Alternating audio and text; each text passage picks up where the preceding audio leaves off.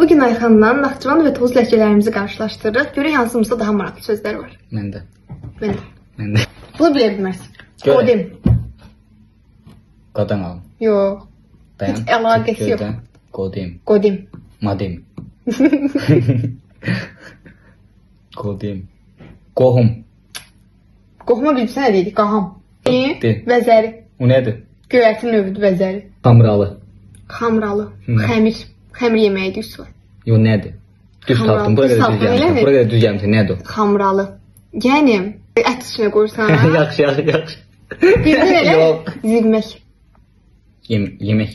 Yox. Zivmək. O nədir? Deyim mi? Deyim. Sürüşmək. Əlpəhəm. Əlpəhəm bura gəl.